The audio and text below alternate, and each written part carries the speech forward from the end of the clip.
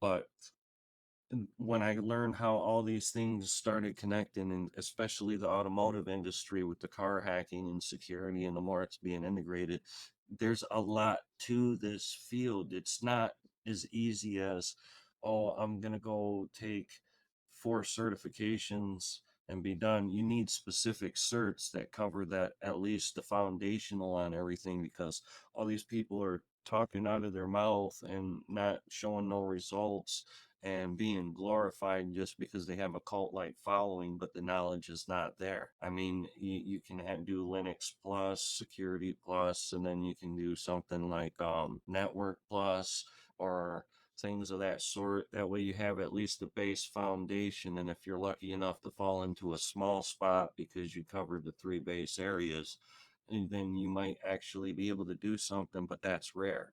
That's where this whole crying out for the cybersecurity shortage is. When they say shortage, they're talking about the skill sets, not the people. And you need specialized skills in this because, for instance, 0 days threat actors, they sit there and take months. SolarWinds is an example, Microsoft, all these different types of things.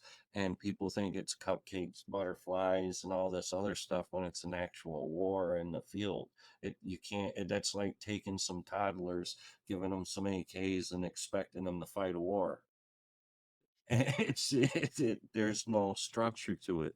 There's no like understanding on how a lot of these things connect. There's even legal perspectives and aspects to it, because what you get someone that don't know what they're doing, like say blue team field triaging alerts, and it's like, I don't know, it becomes a problem and a liability, because now whose fault is it? You got an MSSP or a company providing these services, and it's like, why haven't you got the training for this? Why isn't your person that you said is the best able to catch this, when a level one at regular analyst with the training would have been able to spot it and made a case or a ticket in time? It's not an easy field. It involves multiple disciplines in order to understand these things. Right. Yeah. I always tell beginners to, get a foundation in Linux, foundation in networking, and just basic like IT troubleshooting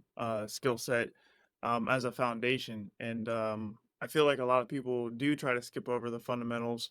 And for me, when I was going through, the way I broke in the field was I overspent. I spent a lot of time in the fundamentals, just to give you so my journey was like this, like I went into the Air Force and we started off with Security Plus, and that's really what got me into security because I went in thinking I was going to work on computers as a system administrator, which is what I did.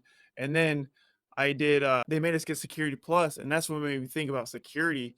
And then I would say I started my college degree. And at that moment, I was like, I want to be an ethical hacker. I'm going to be a pen tester. And I spent like 3.5 years like learning Linux, learning networking, learning how to program before I even considered touching the OSCP certification. So I definitely agree with you there, like with the foundation, and it requires multiple disciplines, and it's not. You're right. It is a hard field. It's not a walk in the park.